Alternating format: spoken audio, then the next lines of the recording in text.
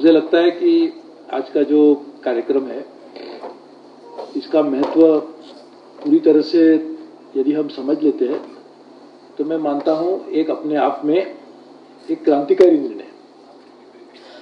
आपको पता होगा कि कहाँ भी क्या प्रोजेक्ट चल रहा है उसकी जानकारी on a real time basis अपने पास मोबाइल पे मिलना, ये मैं मानता हूं ये बहुत ही बड़ी एक उपलब्धि है।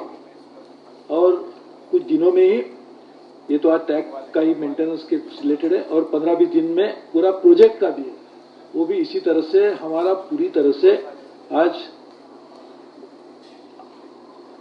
मोबाइल पे आ जाएगा। यानी मैं कह सकता हूं कि अपने हाथ में ही सब है। आपके एक मुट्ठी खोल के देख सकते तो सब कुछ पता चल सकता है। इतनी बड़ी मात्रा में यदि कोई एक निर्णय करने की जो प्रक्रिया है उसके बाद में पारदर्शिता लाकर ऐसी इतनी पूरी तरह से जानकारी लोगों तक लाना, और ये लोगों को एक बात होगी, लेकिन इसका मतलब ये कि मैनेजमेंट को भी यहाँ पर बैठ के कोई भी आदमी देख सकता है कि बहुत बड़ी उपलब्धि आज है। इसके लिए मैं रेलवे बोर्ड के सभी अधिकारी, मेंबर इंजीनियरिंग, उनके सब साथी, उनको रियली बहुत बहुत बधाई देता हूँ, धन्यवाद भी देता हूँ।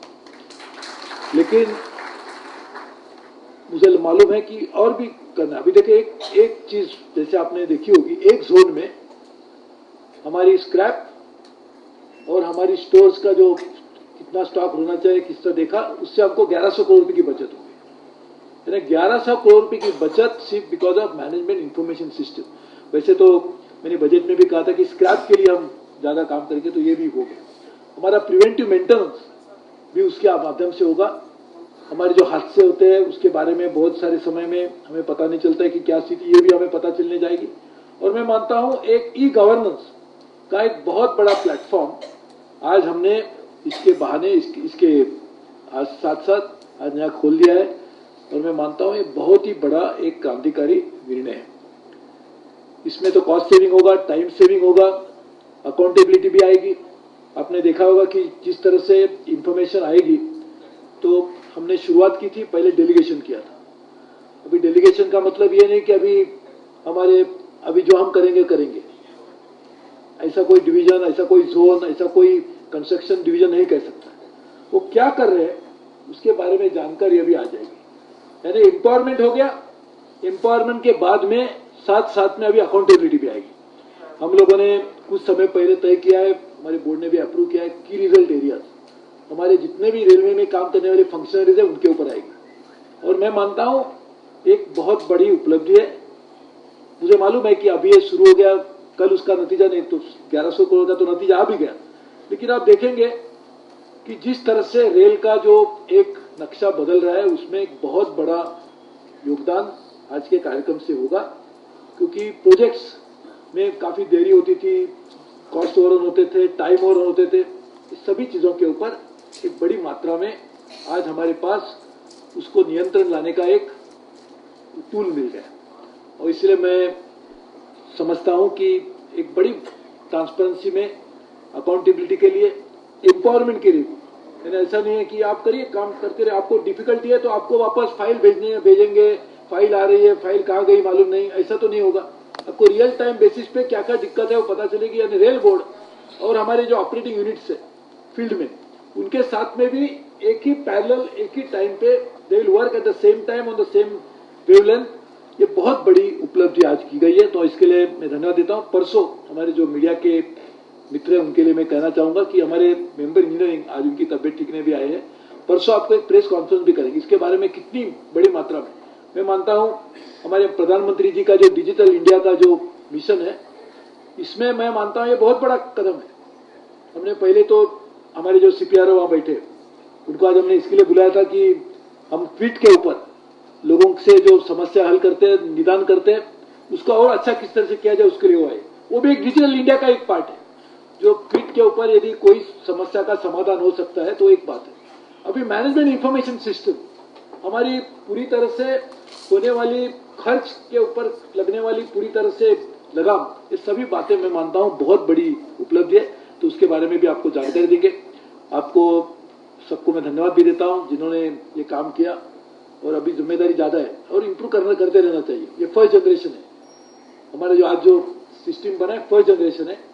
6 महीने के बाद उसमें और भी इंप्रूवमेंट करेंगे, और भी हम भी सीख रहे हैं, लोग काम करने वाले भी सीखेंगे और उसमें निरंतर सुधार होते जाएंगे।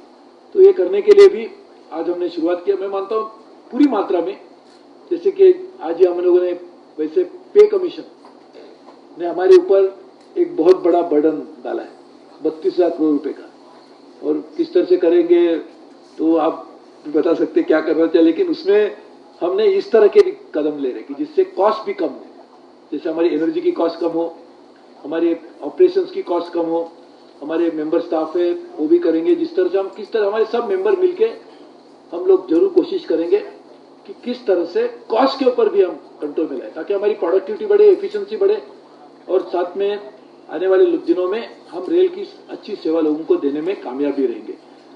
इस मौके पर मैं दोबारा वैसे किया हुआ है, क्योंकि मैं देख रहा हूँ काफी हमारे मीडिया कर्मी भी यहाँ पर मौजूद है, उनको भी धन्यवाद देता हूँ, क्योंकि वो भी हमारी समस्या को अच्छी तरह से समझ के लोगों तक पहुंचाते। ये भी बहुत बड़ी उपलब्धि है, क्योंकि नहीं तो लोगों को पता नहीं चलता। लोगों को लगता है, सब लोग बोलते हैं कि हमारा एक नंबर पे आपने एस्केलेटर लगा दिया, अभी 6 प्लेटफॉर्म बाकी उधर भी लगा दीजिए, कोई कहता है लिफ्ट भी लगा दीजिए। सब करने में कोई प्रॉब्लम नहीं, लेकिन पैसे कहां से लाएंगे? तो ये सब करने के लिए हमारी रेलवे की रेवेन्यूज भी बढ़नी चाहिए। इस तरह की एक जानकारी लोगों को आ जाएगी तो मैं मानता हूँ रेल और रेल प्रशासन, रेल के काम करने वाले लोग, ये सब मिलकर यदि सेम वेवलेंथ पर रहेंगे तो बहुत सारी चीजों के लिए हमारे पास सोल्यूशन निकल सकते हैं। लेकिन साथ में सब होना चाहिए, रेवेन्यू भी बढ़ना चाहिए। कैपिटल एक्सपेंडिचर के लिए तो हम लोगों ने अच्छी मात्रा में प्रावधान किया है, लेकिन रेवेन्यू बजट जो है रेलवे का, उसमें पे कमीशन के कारण जो बर्डन आया है वो बहुत ही अनबेरेबल बर्डन है, सही माने। और वो बर्डन हम इस तरह से तय करेंगे, उसके लिए हम सोच भी रहे, लेकिन उसके जो अलग अलग काम करने के, इसके लिए हमने भी उसकी भी शुरुआत की है। एक इंजीनियरिंग डिपार्टमेंट भी इतना सेविंग कर सकता है, और एक जोन में, तो आप यकीन कर सकते हैं कितना हमारे पास भी आएगी। सब लोग मेंबर भी करे, काम करे। तो आप सब मीडिया को भी मैं धन्यवाद देता हूँ। परसों एक आपके लिए अच्छी तरह से ब्रीफिंग है, आप जो भी क्वेश्चन पूछना है, ये बहुत ही क्रांतिकारी निर्णय, तो आपको पता चलेगा तो आप उसके बारे में लोगों को अवगत करेंगे, तो भी धन्यवाद हम आपको देंगे। मैं आप सबको दोबारा जिन्होंने काम किया उनको बधाई देता हूँ, धन्यवाद भी देता हूँ। और अब मुझे लगता है हमारी कॉम्पिटिशन ऐसी होनी चाहिए। अभी इंजीनियरिंग ने किया तो स्टाफ वाले करेंगे, मैकेनिकल वाले करेंगे, इलेक्ट्रिकल वाले करेंगे, और इस तरह से एक हेल्दी कॉम्पिटिशन बनकर cost saving, optimisation of resources, efficiency enhancement, इस सभी चीजों के ऊपर हम ध्यान देंगे। हमारे क्रीज वाले भी लोग बैठे, तो क्रीज वाले लोग भी बैक एंडेड सपोर्ट देते हैं, तो शायद वो समटाइम्स फ्रंट एंडेड भी है नहीं, लेकिन बहुत टाइम ऐसा होता है ना, you cannot see something which is inside, Intel जैसा। तो इंटेल कहाँ पे दिखता नहीं, इंटेल इज इनसाइड। वैसे क्रीज भी हमारे इनसाइड होता है, तो दिखता नहीं है बाहर से, लेकिन जो इनसाइड है वो भी इंपॉर्टेंट है as much as it is there outside. तो उनको भी मैं धन्यवाद देता हूँ, बधाई भी देता हूँ। और इनसाइड और आउटसाइड दोनों को मिलकर साथ में काम करने की जरूरत है, नहीं तो इनसाइड जॉब करेंगे और आउटसाइड कुछ नहीं होगा तो ठीक नहीं। आउटसाइड अच्छा होगा लेकिन इनसाइड वाले भी नहीं करेंगे, तो इसलिए इस तरह के निरंतर, you should not be happy that you have done this project and now it is over. Constant improvement, getting feedback from those who are operating it, so that user interface is extremely important. You must constantly, on an ongoing basis, must have a system whereby you get the feedback and how to keep revamping and upgrading the system. That is very, very critical. So thank you very much. All the best to all of you. Thank you.